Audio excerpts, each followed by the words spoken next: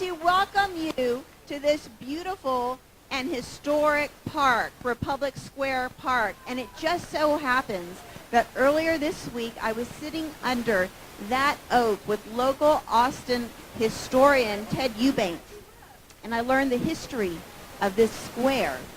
Under that oak, the first parcels of land for our capital city were auctioned off under that very oak. In 1839, Edwin Waller created a grid for this city. It was 1 square mile.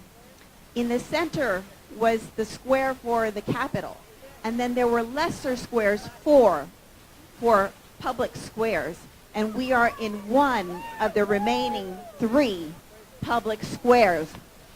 This was referred to as Hemp Hill Park, but because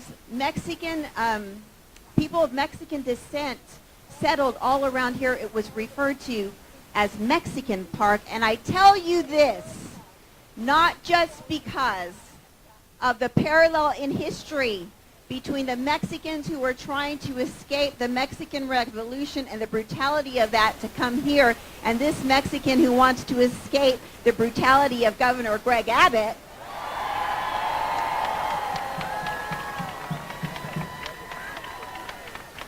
I tell you this because it's important for us to take a moment, to take a minute to appreciate our moment in history. Whether it is a climate crisis that is unprecedented, a historic pandemic and how we respond to it, an attack on our voting rights that sets us back 50 years, or the essential ban on abortion that is in effect in the state of Texas, our politics today are of an unprecedented historic nature and consequence. And whether we like it or not, we all, you and I, whether by destiny or by fate, have been chosen for this moment. No, this is a fair one. And I want to think that all of you are here today because you understand that, because amidst all the many holiday parties happening tonight in Austin, Texas, because I didn't wear my Rent the Runway dress for a Beto rally, we choose to be here. We choose to meet the moment. Beto understands that this is our moment. When Democrats in the Texas House broke quorum and went to Washington, Beto called me and asked, how can I help? Of course he did. Right away, Beto called and asked, how can I help? Well, the thing is, we didn't really have a plan. We just took a leap of faith and we left, and we didn't really know how we were going to pay for 59 House members to stay in a hotel in D.C. for a month. And I said, Beto, we need money. And he said, I'm working on it. And he, empowered by people, worked on it to the tune of $600,000, without which our quorum break would not have been possible. Beto chooses to meet the moment now. He chooses to meet the moment because we have a grid that is teetering and a governor who, rather than fixing the damn grid, chooses to accept a $1 million donation from the biggest profiteer of our Texas blackout, a blackout that resulted in the death of over 700 Texans. We have a governor who, at a time when our public schools are desperate for support and help recovering from this unprecedented pandemic and the disruption it brought, our governor chooses to make up some BS about porn in libraries when we have historic learning loss and an exodus of teachers from our school. Essentially, at every turn, we have a governor who chooses to advance the QAnon agenda of the far right at the expense of Texans' lives and well-being. And that's why Beto is meeting the moment. And what nobody is telling you is that we can win. And Woo! Beto can win, and this is why. 3 years ago, when he ran against Ted Cruz, and can you believe it was only 3 years? 3 years ago, he only lost by 200,000 votes, a little over 200,000 votes. Since then, we've registered 2 million Texans to vote. And we have maybe the worst governor in Texas history. Look, these are just facts. That's all I'm saying. And so, this is our moment.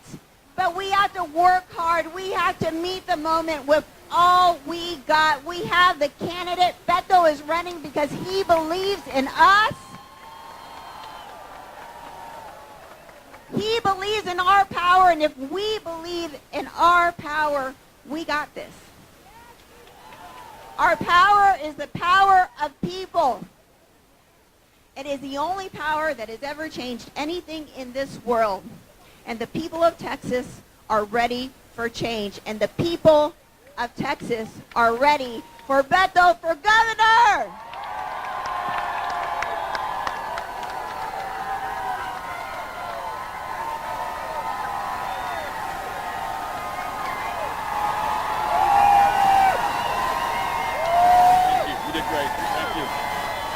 All right, Austin. Let's hear it for Gina Hinojosa and the other great Texas Democratic state legislators who did everything in their power to make sure that every eligible voter in the state of Texas could cast their ballot. So to Gina, to John Busey, to all of you who are out here, you are our heroes and we are grateful. And to the voters of Austin, and all those volunteers who knocked on doors, who made phone calls, who reached out and connected with their friends and family members and neighbors back in that historic Senate race, you produced the largest voter turnout in this state in a midterm since 1970. And the young voters here, young voter turnout up 500% from the last midterm election. You helped to elect 2 new Democratic members to Congress, 12 new Democratic state reps, 17 black women to judgeships in Harris County. And you have made this moment possible. I'm here to tell you that I believe in you, I believe in us, and I believe in this state. You have shown me what is possible. In February, when the power went out in the energy capital of North America, lights wouldn't turn on, heat wouldn't run, the water stopped flowing because the pipes had frozen. You all got together, put your differences behind you, looked squarely forward, and asked your fellow Austinites, your fellow Texans, your neighbors, how you could help them. If they needed water, they needed food, if they needed a place to stay for the night, you were there for them. You never asked, to whom do you pray? What party do you belong to? Who do you love? How many generations are you here? Or did you just come to Austin last week? It doesn't matter. No me importa. All that we care about is that you're here and we have a chance to help one another out. In fact, your great county judge, Andy Brown, placed a phone call to us in El Paso and he says, you're not on ERCOT, so your lights are still on, the water's still flowing. Could you bring us some water in Austin? I know it's an 8.5-hour drive, but for those of you who are here from El Paso, and I love you, you know that it's worth the trip. So we went and loaded a pallet of water into the back of our truck. We drove it to Austin. We met Andy on that cold February day at Northeast High School, where in the adjoining parking lot, there was a line hours deep of people who were trying to get fresh water because they had none at their house, food because they could not prepare it where they were. But where we were dropping off that water, there were hundreds of others from this community also dropping off water, hundreds more from outside of Austin doing the same thing, and then a line just as long as the one that was picking up of people who were signing up to put water in their trunks and deliver it to homebound seniors who otherwise could not get out of their homes. That is the best of us in the state of Texas. Being there for one another when it really counts. Those in power might have failed us, but the people of Austin would not fail each other. And I tell you what, that built a relationship of trust among us, regardless of our differences. We knew that we could count on one another when it really counted. And that's what we need right now in Texas, because we've got a governor who does not trust the people of this state. He did not trust those in Texas who warned him, if we do not weatherize the grid, if we do not hold those power company CEOs and gas supply CEOs accountable, then we might very well lose the ability to keep one another alive.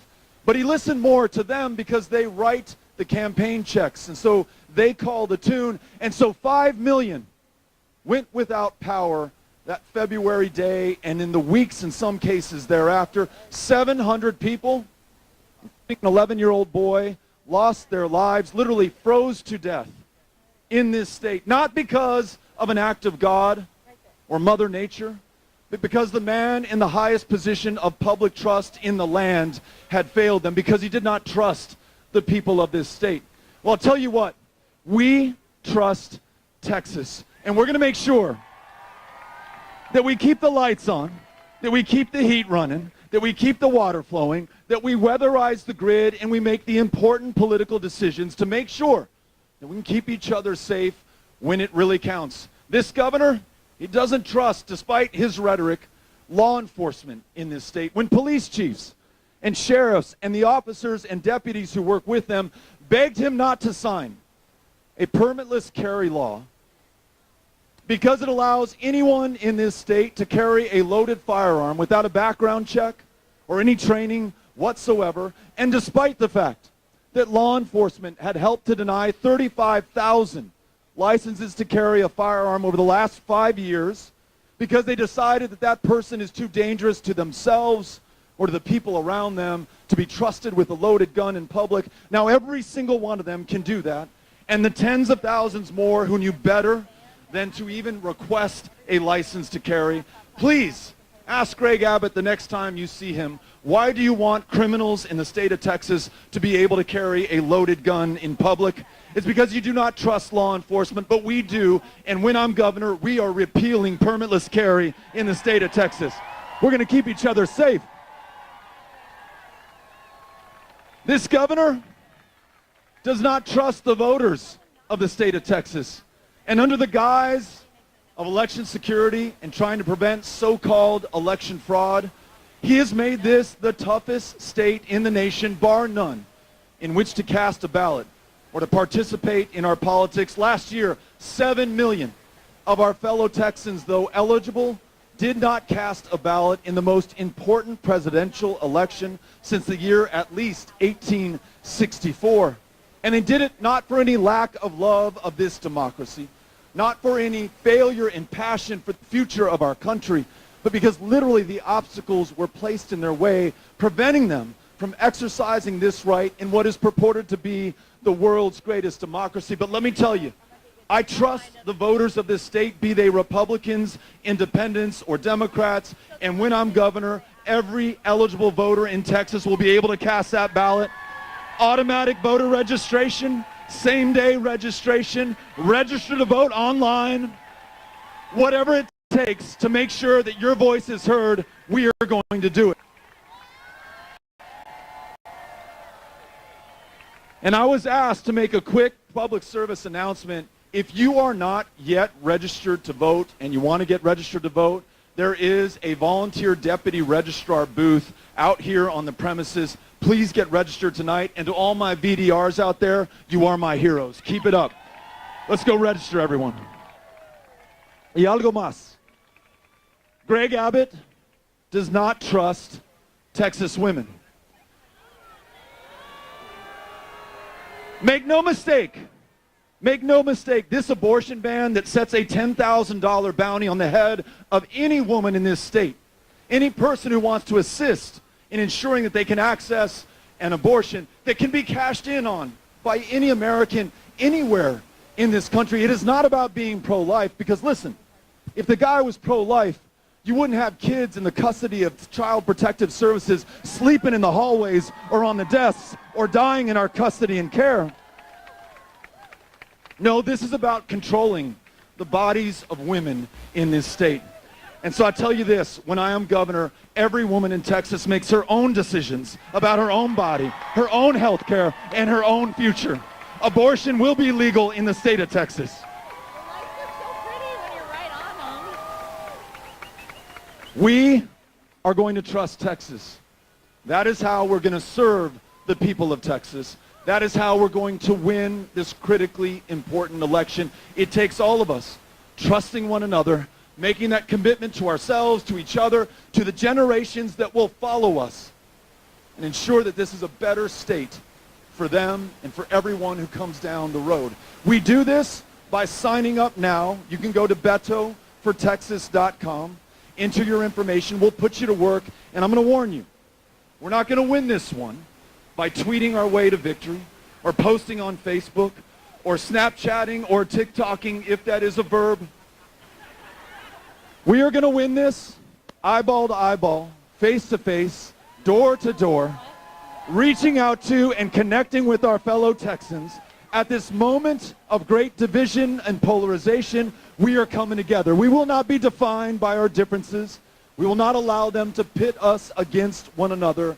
We are coming together. We're going to get past the incompetence, the extremism, that fringe politics that defines those in power right now in Texas, and get on to the big things, like making sure that the best jobs created anywhere in America are created right here in Texas, and that you don't need to work a second or a third job just to make ends meet, because you're paid a living wage in the one job that you have in this great state.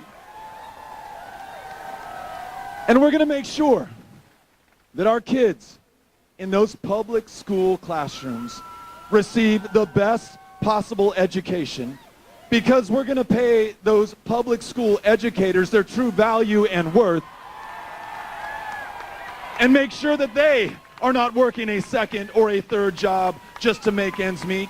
And we're going to make sure that they can teach to the child and not to the test. And we're going to make sure that they can teach the true history of the state of Texas.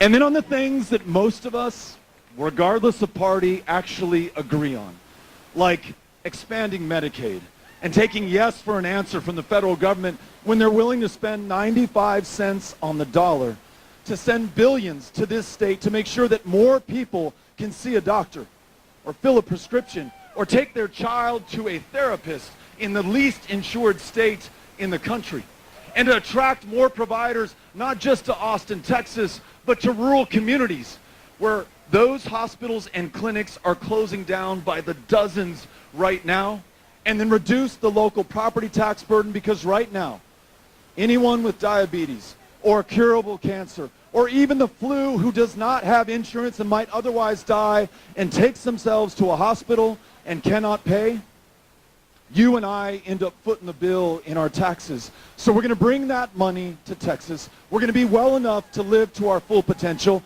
We are going to have health care for the people of this state so they are healthy enough to work, to go to school, to do what they believe in, and make us better by their very presence. That's what we're going to do. And then this.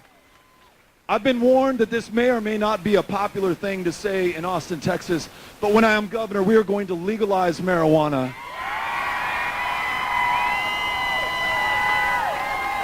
And we will make sure that no Texan is locked up for possession of a substance that is legal in almost every other state in this country right now. To do this, we have got to do it together. We've got to commit ourselves right now, just like you did in February.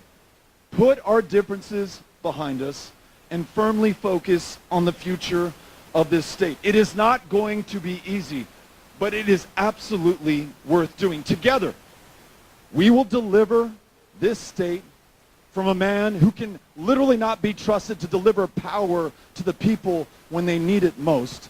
And we're going to ensure that we elect a governor who will always keep the lights on and who understands that the real power in Texas is the people of this state. Are you with me? Are you ready to win this race? Are you ready to do the work? Well, I am ready to do it with you. I love you, Austin. We're going to hang out for a while. Thank you for coming out here tonight. Have a great time. Be good to one another. Adios. Buenas noches. Adios. Hey, thank you for being here. Appreciate it. Hey, thank you. We're going to do pictures.